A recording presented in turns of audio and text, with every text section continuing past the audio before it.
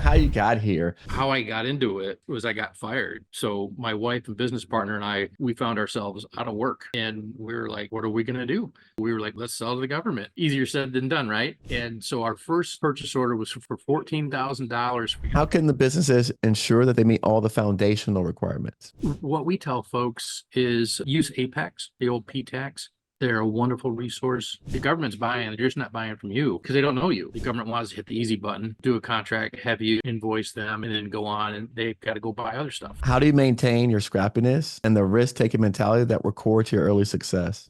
I would have never got into government contracting had I not been pushed into it. When I talk to people who are thinking about it, I'm like, I needed a push. And the other one is, why don't you go to introduce yourself and the name of your company? my name is John Tellier, the founder and president of JetCo Solutions. We're a SDVOB consulting firm helping other businesses sell to the government. And we started about 18 years ago. And The first thing you mentioned was event. So as part of your helping clients sell to the government, how important are events in that equation or mix? sometimes it depends on the type of client. If it's a new client and I tell them, I said, the government's buying, they're just not buying from you because they don't know you. And the ecosystem does not know you.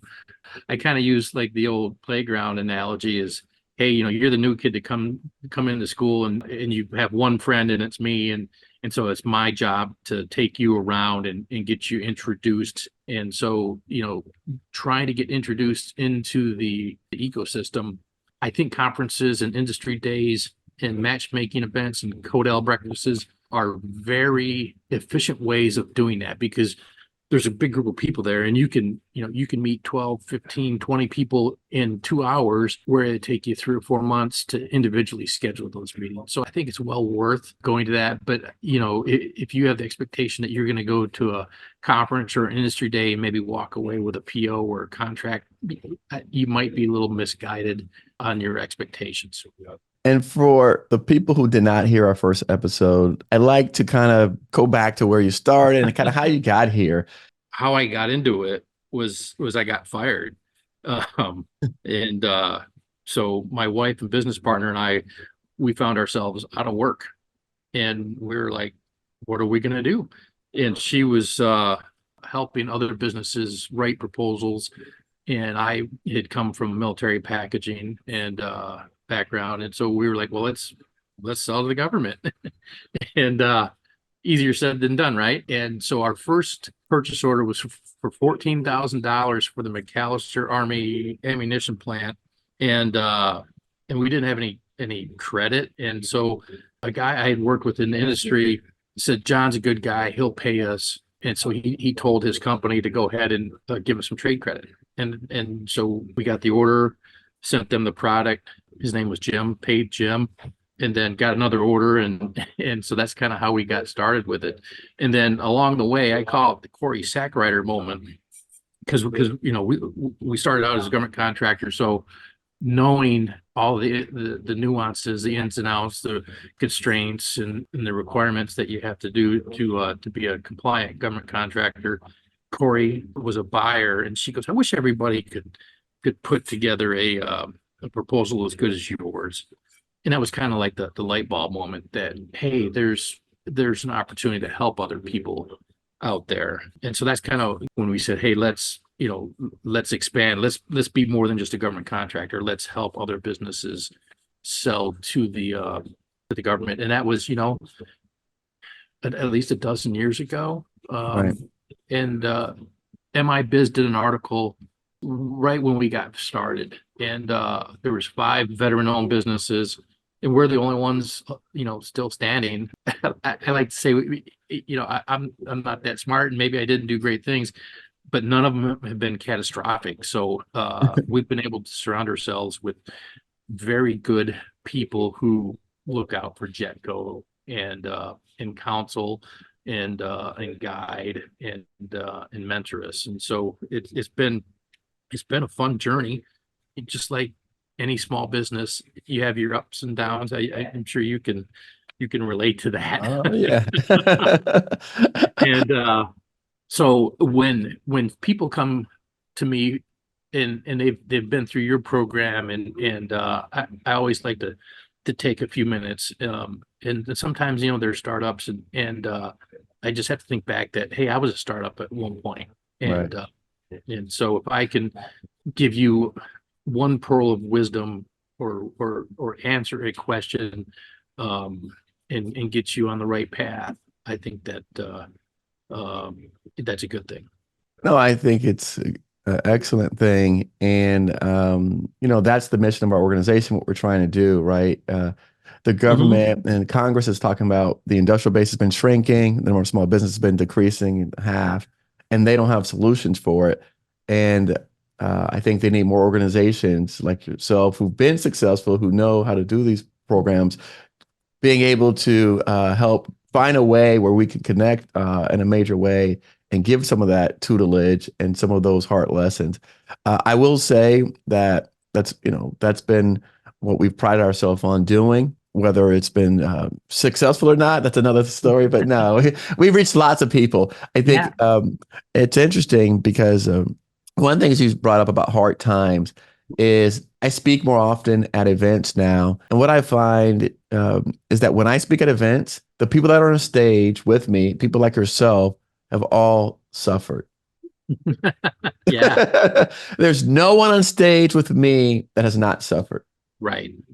And it's remarkable because we all kind of say the same thing. Hey, look, I'm not that smart. However, through suffering and the pain, right, we had to find a way out of no way. And Hmm. so that caused us to do things and created a hunger, a drive that we might not have had it not been for the pain that we experienced. Would you agree? Right. Does that make sense?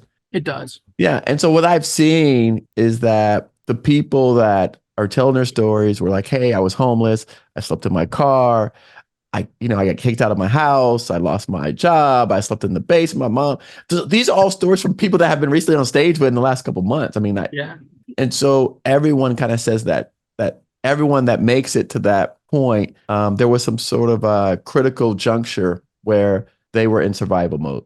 Yeah. And there was, I was at a kind of a retreat, and my roommate, he had a funny saying. He was from Louisiana. I think his saying was, "Hey, can't be too bad. I can always quit tomorrow."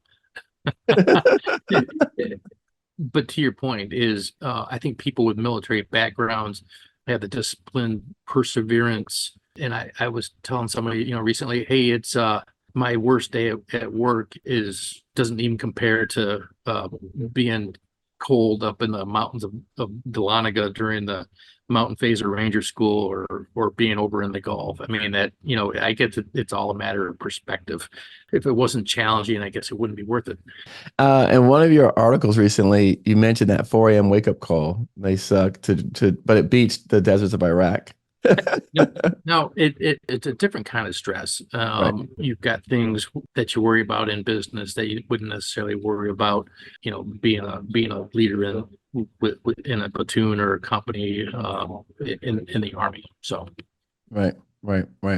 So again, for those who missed the first episode, go back and catch that episode. He was actually episode number 38. okay, Interesting. We've come a long way since that time, you have, and right? and, and I've signed up, I said I would do some of your training for. Oh, really? Okay. Yeah, I have to close the loop.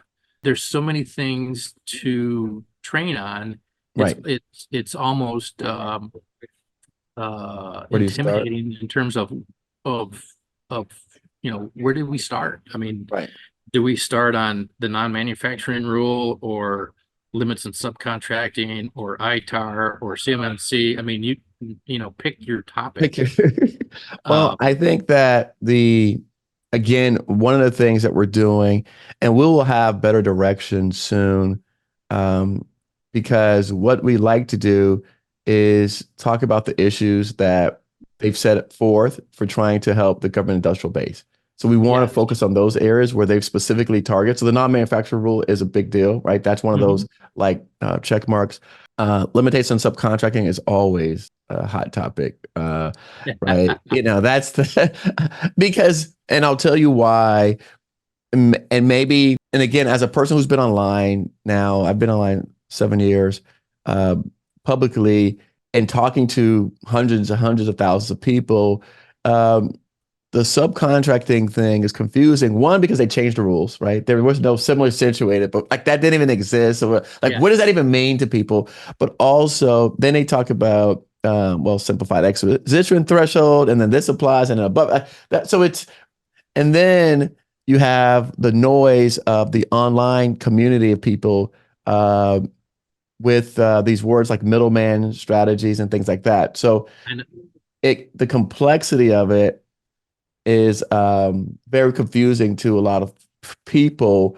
And I can tell you, I had someone reach out to me that was facing a Department of Labor audit. And so, and I said, look, this is 3 years in. I can't clean up something you've already done. Like I, did they not follow the SCA of or? course, right. And I had a friend of mine who actually on some of his wage rates, he underpaid some staff. So then they stopped paying him on a contract until he cleaned it up, right? So they withheld payments on other contracts because of this one, because it was the same organization, same agency or office. Oh And my so God. now he's got withheld payments because of this issue. Now the employee is long gone, but government doesn't care. So, Right. they're like, well, you've got to make it right. We're like, he's like, I can't find the guy. And I mean, we're talking about, the amount of money it was say, I don't know, 6,000, whereas his contract was hundreds of thousands, right? So I think that those two topics are Yeah. critical. But again, what we like to do is try to touch some of those the mandates, not mandates, but some of the requirements that government wants to train their what they're calling now defense industrial base and their government industrial base. So we want to touch Yeah. on some of those topics. They're unfunded mandates, like CMMC is a Right. huge, Yes. uh, Right. yes, and but you can't tell us what it looks like.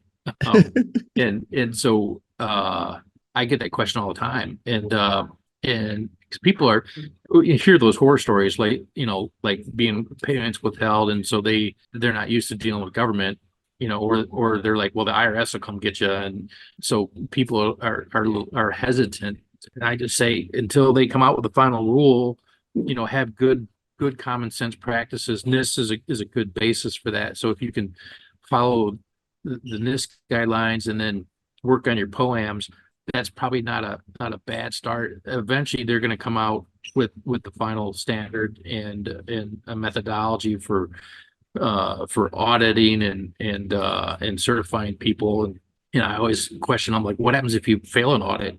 That's problematic.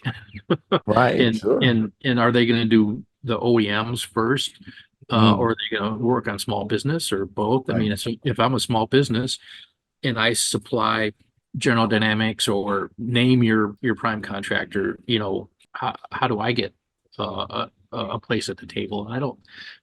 So I think there's a lot of misconception and rumors and like you said, some industrial noise and chatter about Right. what I should do and not do. Yeah. So No, I like your perspective. I'm a practical kind of guy, right? And so a lot of people like, go get all this stuff done. And I go, well, you go get all this stuff done. You told me that 5 years ago. You told me 7 years ago. I It's know. like, I go get all this stuff done. I spend all this money, and then you change the rules on me, and then you change the requirements. Yes. Um, Yeah. and Because so, we have our GCC high enclave. We haven't utilized it to its full potential, but we're like, okay, you still have some the rules are constantly changing, and conceivably as a small business, these are significant investments, and our clients I know are weighing is these investments versus how much government business, and to like you said, the diminishing industrial base. If I make one part for a truck or a radar or a missile, and I make it once a year, and it's $14,000, I'm probably not going to you know go through the certifications to continue to supply.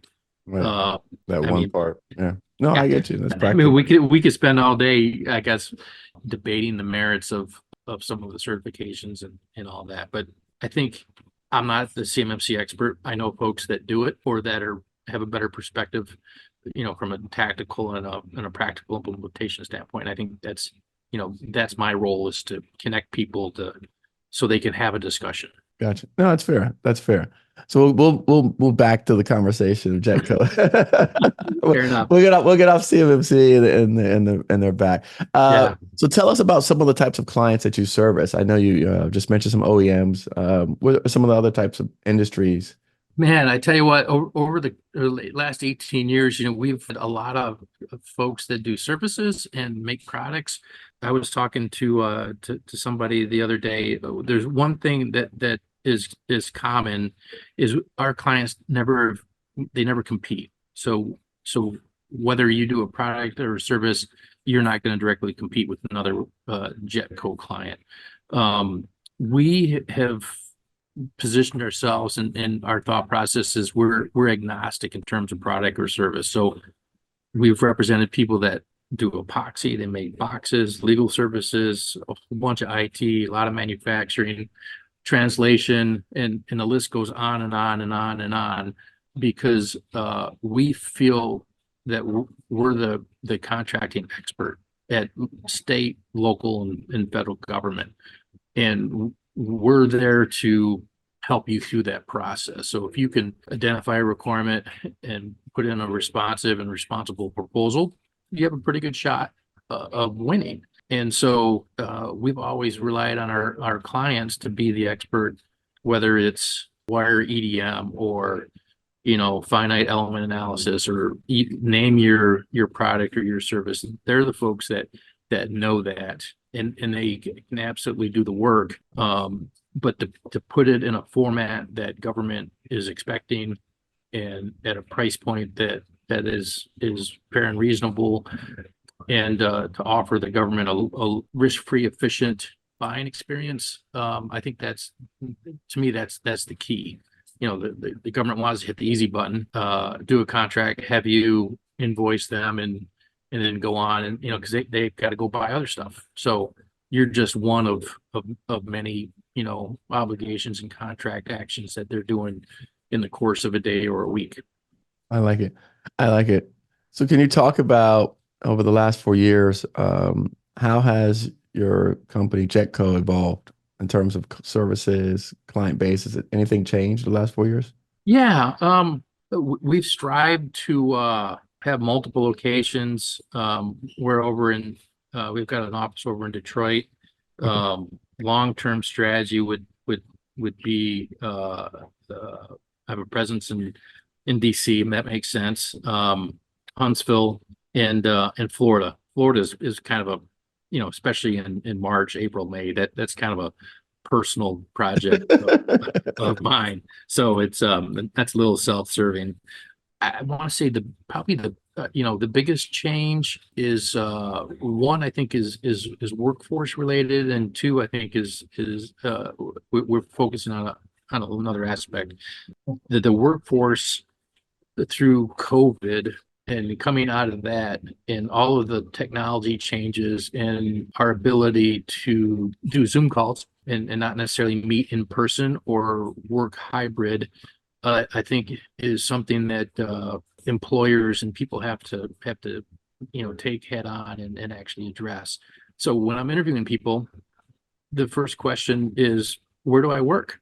It's not about what do I work on, or how much do I get paid, or it's where do I work? And so that's really important. And I see that question, and it's not age related or anything like that. It's I think people that hybrid schedule, being able to work from home is very important. And so I think we have to consider that. So that's been a big change. And being an old Army guy, I mean, there's, I'm like, I want to see everybody in the office every day. Right. And our leadership team was said, hey, John, you could, 25 years ago, when you were, a young Army captain, yeah, maybe. You have to realize that as we progress in the Zooms, the Teams, the Google Meets, the ability to connect is exponential in our ability to do that. And for that matter, I look at the way I take notes versus some of our young proposal managers and researchers, I mean, everything is digital for them. So I think that has been a big change for us, and something that we have to address and work on. And I think we operate on EOS, and on one of our scorecard items is employee retention, and it's been going up. And we've been able to keep and retain our talented workforce, and we measure it on longevity. And so, how many, percentage of folks that have been with us for over 2 years. So kudos to the staff for creating an environment that our people want to work at and have the ability to thrive. And the other aspect, that, in the last 4 years, Eric, is we now have a grant manager, a grant management program. And you're like, it's a little bit different than a regular RFP solicitation, but the amount of money that the government at all levels is putting towards grants and funding is just unbelievable. And so what we found was, and is really at the state and local level, is they don't have the resources. So we have several contracts with agencies to write grants and do grant management for them, because they didn't have the individual. And so you see all this money going to schools and communities and roads and parks and bridges, and then people don't have the individuals to be able to actually submit on this. And so that's been a big part of our business over the last couple of years, is being able to help governments. I mean, so government is the client. You kind of scratch your head, and helping them secure funding and identify it, secure it, and then actually manage it. That's interesting. I met another person at our conference last year, and she said she did that for some local municipalities here in South Florida, which I found fascinating. But wait, you're an individual and you're helping them. She goes, they didn't have the bandwidth to even, like, with all the resources coming down, they weren't not responsive to even receive the resource that they were afforded, right? Like they were given, but they couldn't even be responsive enough to It's like, receive here's the them. money, you just got to get a response in. Right, yeah, and then to comply, right, with like the responding back. Okay, yes, I have the money now. Turning in the reporting and everything like that to keep the money, and to keep it coming. Yeah, so that's interesting. That's Yeah, and I all of a sudden, we got a couple responses, and then we actively pursue grant writing contracts right now in higher education and local government and municipalities. Are I want to say the smart ones are outsourcing it, because they don't have anybody that's writing, or maybe they don't write very well, or to your point is, I've got 14 of these things that I could, bring in $10 million to my city if only I could, respond to grant requests. Right. And it's a different style of writing, but the process is pretty common. If you're responding to a government RFP. That's great to know, and that's great to hear about. That's fascinating. In terms of government contracting, I know we talked about CMMC. What other major trends or changes have you seen over the last few years in terms of government contracting? Oh, yeah. One thing that popped up, and it continues to pop up, is LPTA, low price technically acceptable. Okay. It's one of my pet peeves, because I think the government doesn't implement it very well. What's technically acceptable? The government used LPTA for a secret position, and I'm like, So I obviously I have my government contractor hat on. That I'm like, oh, okay, that I don't necessarily agree with that. But then I take that hat off, put my taxpayer hat on, and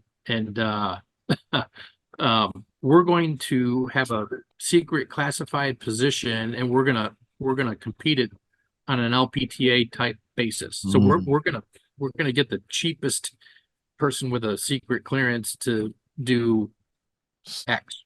Right. And I'm like, just think about that getting into the news cycle. Or you have your next breach of data and so we pushed back on that and said, hey, is this really the best way to procure that? And so I think sometimes the government doesn't understand when that's applicable. Like if you're buying pencils or a ream of paper, yeah, a COTS type solution, that's probably appropriate. For something that, a professional service or knowledge base, yeah, that's probably not the right way. So I've seen a little bit of that.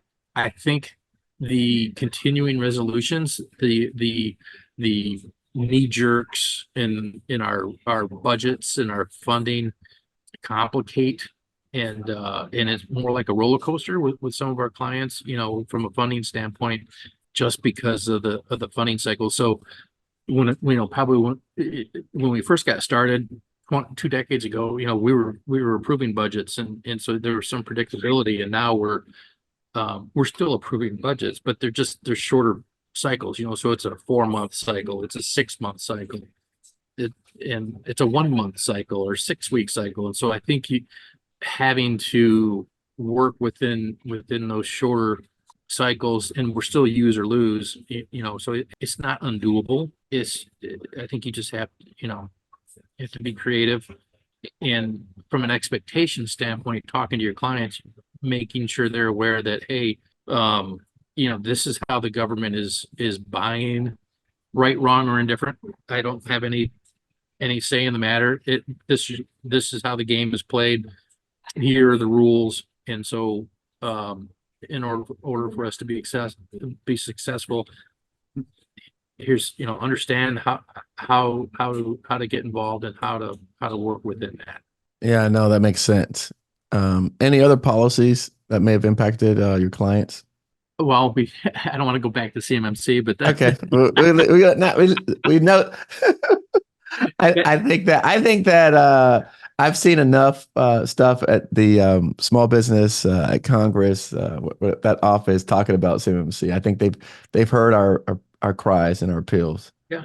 Now, I do think the government has done a nice job of the set aside programs and the qualifications, and having the SBA, you move away from self-certification in whether you're a WASB, an 8A, SDBOB, having those centralized. And I recently went through the disabled veteran certification process, and it wasn't that bad, because I remember doing one years and years ago, and it was a paper copy, and we had a binder that was probably about, it's like a telephone book or two. Wow. And so I learned in the Army, you made 3 copies, one to give to the personnel folks, one to keep for your records, and one to keep for when the personnel folks lose it. So I shouldn't say that, but we had a couple of telephone books sitting around the office because what they were looking for, and obviously with the digital transformation and our ability to upload things and to work in secure environments is changed the game for the better. For the better. Like it. Can you share any recent success stories or case studies that some of your clients? Sure. Without naming, Sure. without naming anybody, the one big one, it was a mine plow, a mine roller, and so it's obviously it's used in route clearance. So originally we were painting them tan, and now we're painting them green, and so they're being used in theater. So it's always real interesting to see things being used on in the world stage, and things that are actually out helping soldiers. Another one is a fuel savings. You think about, that's not that fun. I mean, it's not mobility, it's not survivability. It's fuel savings. And um, so it's necessary, and then I want to try to think of a couple other recent ones.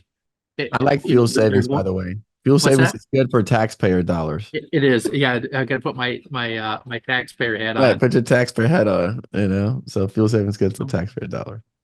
And I want to say that a lot of our clients are working in the autonomy mobility industries. There's a lot of opportunity to develop systems and solutions that are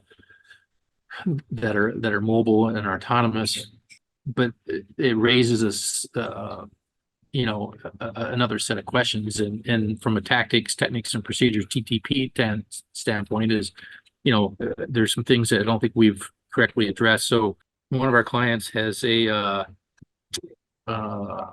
recovery system that interesting enough, they Army soldiers are hurt.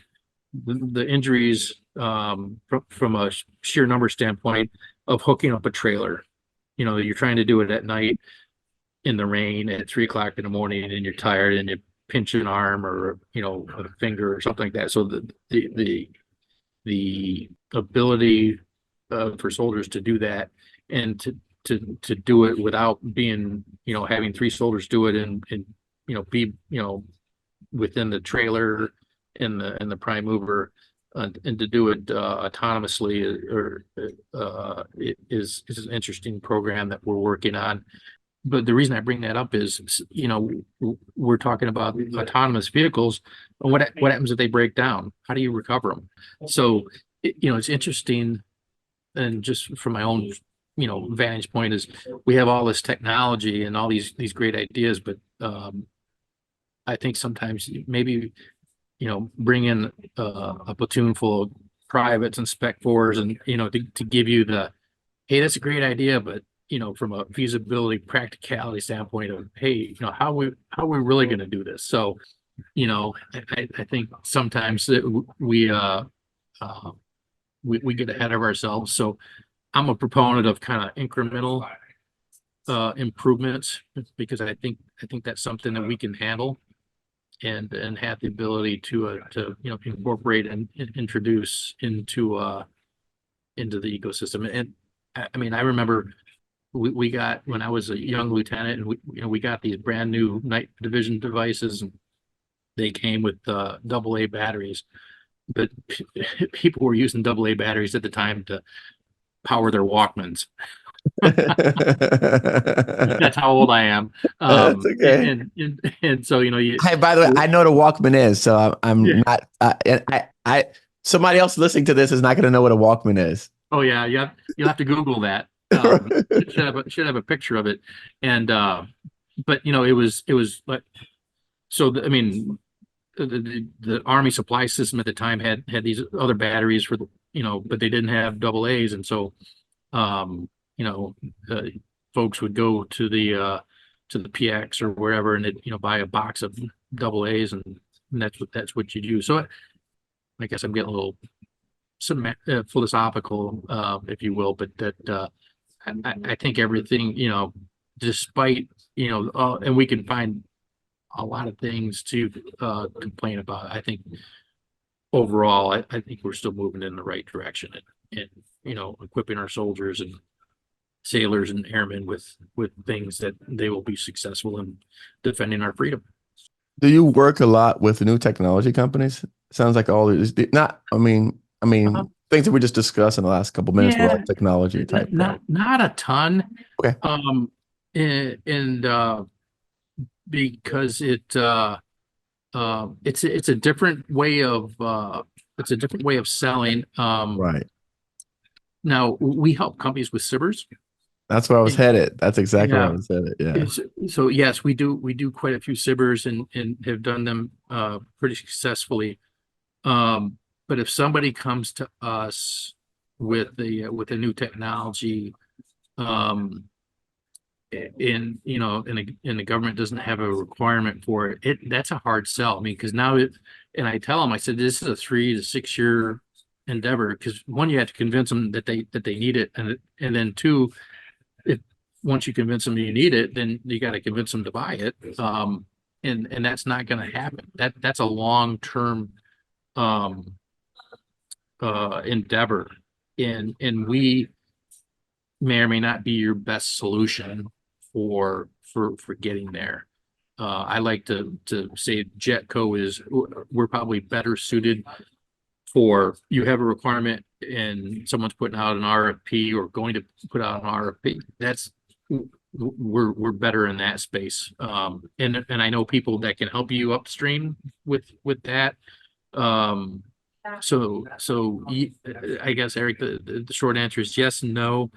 SIBRs and broad agency announcements and there are some other RD T&E type uh, uh, opportunities out there. OTAs, we do a lot of OTA work, Okay. and so the uh, other transactional authorities agreements, they have provisions, so you can um, do concepts, prototypes, and some of them have provisions for LRIP, low rate initial production. So yeah, we also help in that space. And so I think sometimes it's what we do is we try to match your technology and your TRL level with an organization or a consortium that we think can and use and will contract for that solution. Nice. Nice. How do you maintain your scrappiness and the risk-taking mentality that were core to your early success? Uh, it's that first step off, and so I think it's more of a confidence thing. I would have never got into government contracting and doing what I was doing had I not been pushed into it. And so I think that's the biggest when I talk to people who are thinking about it, I'm like, I needed a push. And so it's that step off, that leap of faith. And so having been really been pushed out of the door and to use a paratrooper type analogy is okay. And so having the confidence and belief in myself, my family, my team, the company, um, to to do it. That's part of I think the solution. Yeah, and the other one is um, keeping an eye on. And I kind of talk about typewriters and cameras. So Kodak they were in cameras and should they have been doing something else? And then typewriters were overtaken by computers. So I always think about what is going on in the GovCon world, and what should we be looking at. So that's the reason we got into grants, because there was a need and it's new. We are actively looking at AI and how that technology can be used. And I think it's really in its infant stage right now. And I don't think government has got good guardrails around its use. I know we've got friends who are college professors and they run your term paper through an AI reader to see if you use somebody else's content. I'm not sure that government, if you're using AI to develop a proposal or a technical solution, where do you keep it? Is it out on the Uber web in a public domain, and do you want it out there? And so I think there's a lot of considerations from that standpoint. Interesting. Let's let's hop over and talk about we mentioned some of the small businesses originally that had reached out to you and that you were taking the time out to speak to them. How, what are you finding are some of the common themes that people are asking you that you're answering that maybe we can answer here to help some of those other small businesses before they reach out, kind of some of the common things that people are asking, in terms of, what are you finding that the, Yeah, I, well, I, the I initial want, challenges, right? From stepping out, right? Because I think for me, what I found in doing this is that I actually, and I know I was going to allow you to answer, but I interrupted. I apologize. But I have, because I want to share this other thought with you is that what I found is that I've been teaching publicly, right? Like tactics, methodologies, but I found that if they don't step out, none of it matters, right? If they don't okay. have that leap of faith, none of the stuff that I say matters anyways, right? Um, so I just want to caveat with that. So going back to my original question, what have you found like some of the things that people are kind of paralyzed by or holding them? I want to say Spurs. Okay. Spurs, let's talk about it. Um, you know, what is it? Um, what do I do with it? And and uh, how do I use it? Um, and really it goes back into because the government's done a nice job of creating some dependencies and so like in terms like if you want to get your JCP certification, the DD 2345, you have to have a PIE account, and then you have to have a Spurs score in there, and there's a lot of OTAs that require that certification, and then there's other prime contractors that won't talk to you until you have a Spurs score or JCP form, and so um, there's you know it, so that whole process is nefarious in terms of um, people trying to figure that out. Right. So, and I agree. What are some of the like?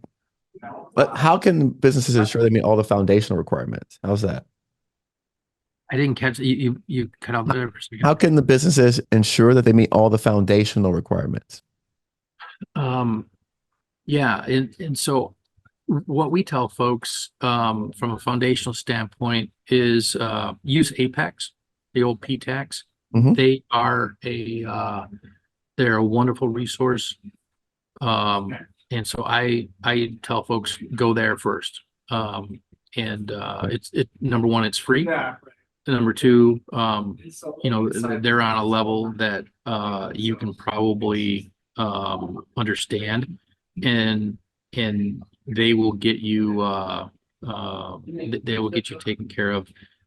Now, when as soon as you put something into SAM or a new profile, um, I know there's people out there that are trolling that database, and so we get it because like we change our address, and then I got 14 emails saying, Yep. hey, I can get you a 5-year contract, and it's only going to cost you $5,000 or whatever. So I mean, there are people out there that are looking at that data set, but I think the PTAX, the Apex folks, Mhm. are a great resource. Here in Michigan, we've got the SBDC, we got the Michigan Defense Center, um, Ann Arbor Spark, Midland Tomorrow. There are resources out there um, that you can use. I'm going to give you a pitch. I think your training series um, will will be a tremendous value because it's if I am correct and it you'll have certain things. So if I need training on non-manufacturing role, or I need training on limits of subcontracting, then I'm getting good data and good information. Um, it's like we talked about the folks who got in trouble with DOL. Right. It's always your competitor, or it's Right. an employee or somebody that's going to say something, and then you're going to be in trouble, and then you know your certs and reps are in jeopardy, and government wants that risk-free efficient buying experience. And so if you have a blemish or a black mark, that's something that you have to address. Or and we've prided ourselves being contractors and consultants to always stay within the compliance of the industry. I like what you said. I agree with you on something that you said that caught my attention, and it said you said, and we recommend everyone goes to Apex and PTAC as well, just because people say, "Well, I get all that for free at Apex," and I said, "Well, go to Apex first, start there." Mhm. And one is we already pay for it; it's our tax dollars, We do. so we pay for it anyway. So use it. But what you just said that stood out to me was you can probably understand them. Yes. And so that's something that stood out to me. I don't know if you chose that word intentionally, but the prior sentence where you said about JCP and Spurs, right? And we say pie, no one will know what you're talking about. No, they wouldn't. Unless, yeah. And so when we talk about, it's funny because when I bring people on, even my own teammates, I have to coach them up how to speak publicly because I go, no one knows what you're saying right Yeah. now. No. Right? Like you said, hey, when we talked about the DOL, and you said, was it the SCA? No one, like people don't even know. Um, Yeah. right. And so I like what you said about you can understand them. So I think that's what I took away from that, which is super important, especially we want to encourage folks, not discourage them. So I think that's super important to encourage the next group of small businesses to participate, like we mentioned earlier, so that we can bring Right. innovation and solutions to help support the warfighter. So that was great. Thank you for saying that. Um, you know, how has JetCo engaged with the wider community industry through partnerships, events, things like that, speaking engagements? I know that I saw you written up in the Michigan. You recently won an award. Yes, we did. We were the veteran-owned business of the year for uh, uh, for Michigan, and so we try to give back. So I'm on the board of local chapter of NDIA and the local board of AUSA, and um, my wife and business partner is the WID chapter leader for Michigan, um, and so people that are in the industry, we always uh, stop to take the time, and like if people call or they ask questions, I always go back to um, there's a guy that I had lunch with. When I first started, he damn near made me cry because he ripped up my business plan, and but it was very helpful. And so have if you don't have a mentor, at least having somebody to ask questions, and so I feel like I owe that to people to take a few minutes of my time.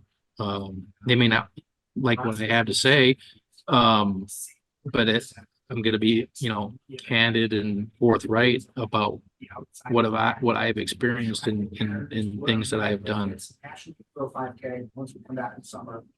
One of the things that you mentioned that I thought was earlier on in the conversation that I didn't ask about, you said that you said earlier, and I don't know if I think this was recorded. You said, "Hey, listen, I'm not that smart, but I've been surrounded with a great team of mentors." Remember Yeah, that line? yeah, We didn't get into what does that look like? Is it a board of advisors? Is it people that you read? Because sometimes people say mentors and they're talking about books they've read. Are you talking actual people that you talk to? Like some people say Warren Buffett's their mentor, but I've never met them. Something to that effect. yeah. Can you So, describe that? yeah, we don't have a board of formal advisors. There is he's passed. He had a armed service, and he was probably closer in age to my father, and he was great. He was actually my golf partner too. So we would talk business and family and personal stuff you know, and he was a great resource. There was another individual who was closer to my age, but he was always about 3 years ahead of me. David Dorner from Dorner Works. And he, you know, his path was similar to mine. And so you know, uh, when I had the opportunity to talk to him, he always had good ideas, you know. So he was like, "Hey, I just bought a building and I'm doing this," and I'm like, "Oh, okay." And you know, 3 or 4 years later, we bought a building, and so it's kind of funny how things go.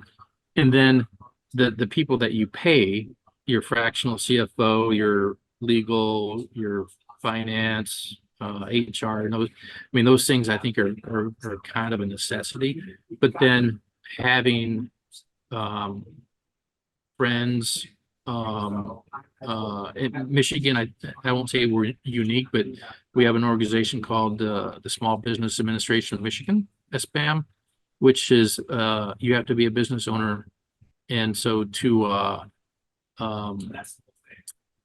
have conversations with other owners about owner stuff, that's great. Michigan also has the Edward Lowe Foundation, and so I'm part of a CEO roundtable that's getting started.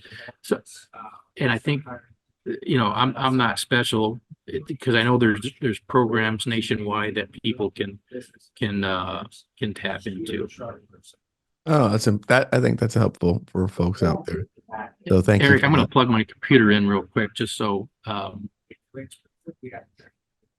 Okay. because I'm getting my battery's getting a little bit low. Okay, no worries. We're wrapping up, but yes, plug it in. Then I'm plugging it anyways. You know, we'll go ahead. Okay, Pause. just one second. All right. So again, continuing on, you know, we mentioned a couple things about the, you know, working foundational and some of the ways that you were able to set up a mentorship group around you. What are some strategies that businesses can use to leverage in terms of their growth and networking? What are some of the things that you would recommend to some of the small businesses out here listening? Find a mentor, Okay. and they don't necessarily have to be in your industry. But you know, find somebody that you can talk to. Um, you know, I'm not, you know, there's a lot of things that I'm not either interested or an expert in, that can get you into trouble or you know, hurt or harm your business. And so being a small business owner and you know, trying to stay compliant, especially in the world of government contracting, because I think there's additional rules and restrictions. Um, that's obviously important. So, you know, hiring the right people, and we use a fractional CFO. I think the notional of fractional is very interesting, because you can, you know, we need a little bit of support, but we don't need a full time. Right. And so I know there's fractional resources popping up for CFOs, sales, HR, you know, I won't say the back end things, but things that as a small business, you probably don't need full time, but you need some time. Right. There are, you know, I talked about SBAM and being able to plug into, they've got 30,000 members, over 30,000 members, and they're all business owners. Being able to plug into that and to be able to talk about the issues. And then from a strategy, next steps, you know, future state, you know, listening to other people, what they're doing, and whether they're successful or not, I think is fun and is interesting. So I've found that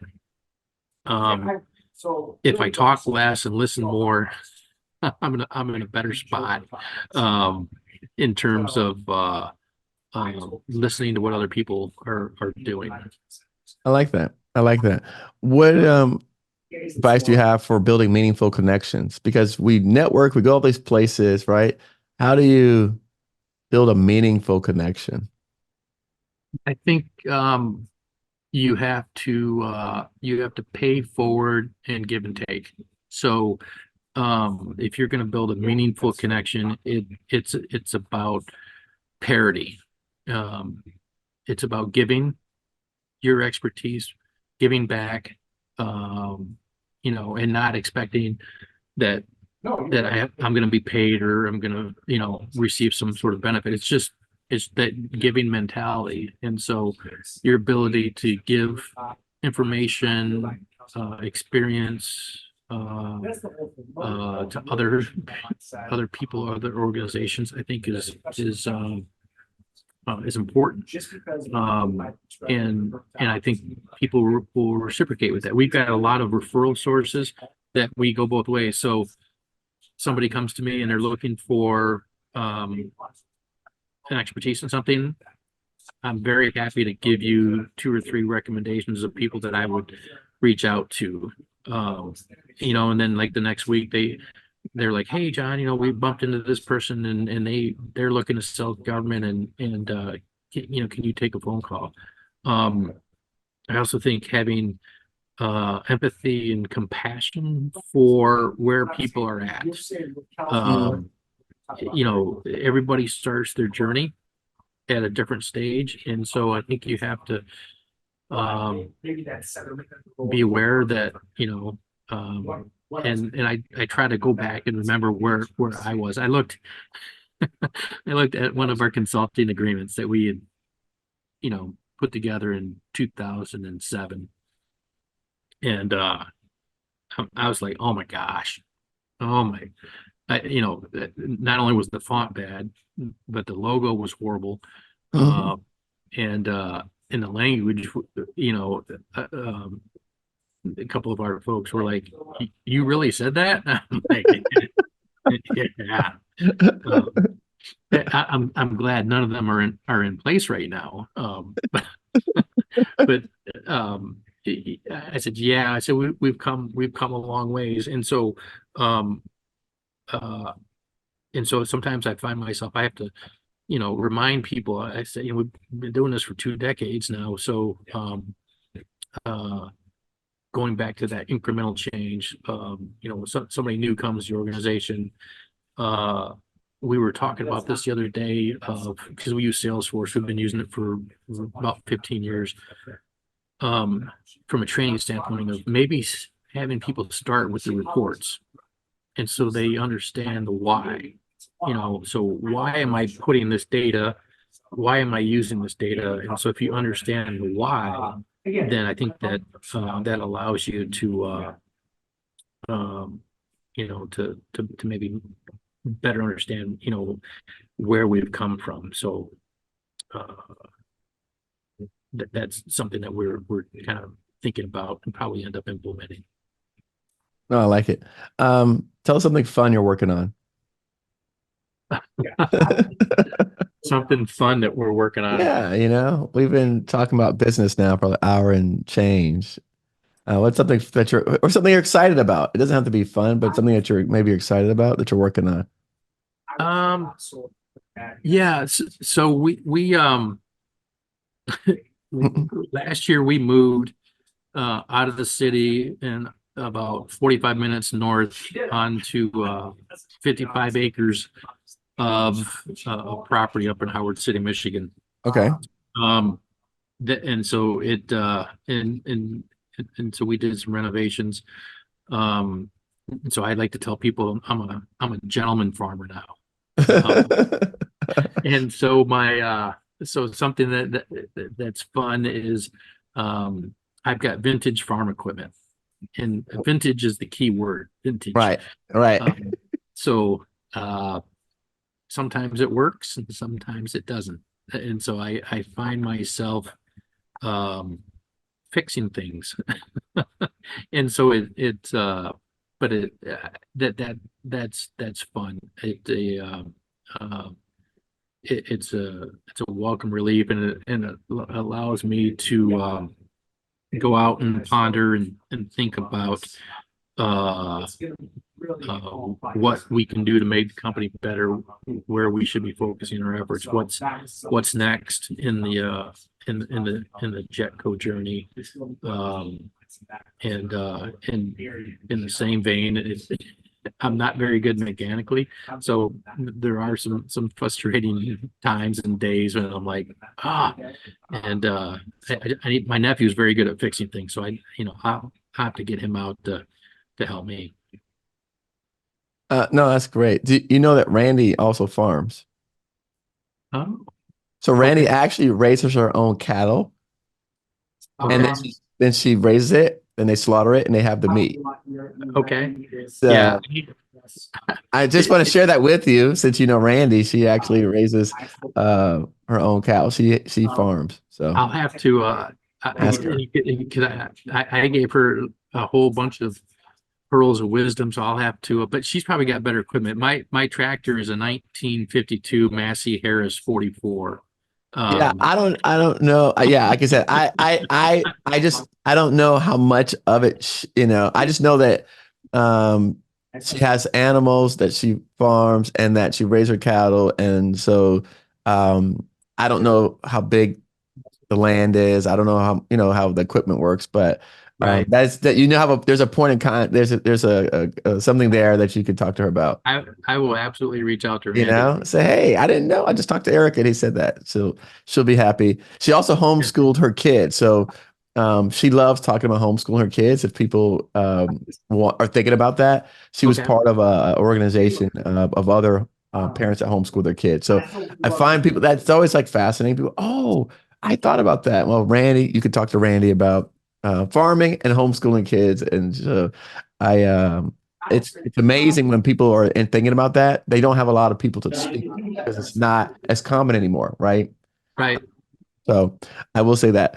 Two things, and I'll let you go. One thing, I saw this podcast of the day that said to ask a question for the next person. So, what question would you want me to ask for my next podcast interview? Of me or somebody else. No, of someone else, the next person I'm going to interview. What was a question that you would want me to ask of the next guest that I interview? Um, I would say ask them if they would do it again. Okay. Would you, if knowing what you know now, would you do it all over again? Um, or um, what is something if you could potentially, because I'm a context person, you know, is there something that I could have studied in school? Is there something that you wish you would have, picked up along the line from a education or an experience standpoint that you think would help you to today? Because like for me, I would have, maybe I would have taken a business class or two rather than getting pushed into it. Maybe not. I don't know. Uh, yeah. Yeah, got it. I'm right now. All right. And then the last thing, just say some parting words for small business out there, that are listening to this, some things that they can leave them with today. Uh, GovCon is huge, and so there's so many access points and so many rules and disclaimers. I think get involved um, with an organization.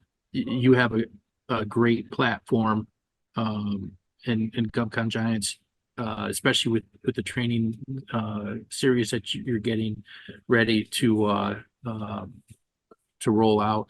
Um, you don't have to be an expert in everything. You just have to be able to go and find the answer or the information and then come up with your own solution. So I think there's resources out there. And GovCon doesn't have a handbook where you can go to Amazon and pay $35 and buy something and just learn it. So I think that talking to other people who've been on that journey or have experience in the industry is monumental. Because as we talked about earlier, sometimes the penalty for non-compliance and you can't claim ignorance. I just didn't know that's not going to wash. Um, People should be cogs of that. So um, I think it can be very unforgiving. And so you just have to make sure that you set yourself up for success. And there's a lot of resources. Yours is on the top of my list. And so when I was approached for training, like I said, I was trying to figure out what I want to talk about. Right, right. And there's a lot There's a lot to talk about. There's a to lot to talk talk about. about. There's a lot. Well, John, listen, thank you so much for coming on today. Thanks. It's great seeing you back. And we look forward to your trainings on Federal Help Center. And we're Yes. very excited to add you to our webinar series of coaches and trainers and people who are experts who've been walking the walk, talking the talk, getting things done quietly. And so we're able to at least showcase your company and all the great work that you guys have done. So thanks, Yeah. John. Always appreciate Thank you. you so much, Eric. I appreciate the time today. So all right, I know you gotta get that proposal out, buddy. So go get that. I'll talk to you. Thank you, sir. Thanks. Bye now. Bye.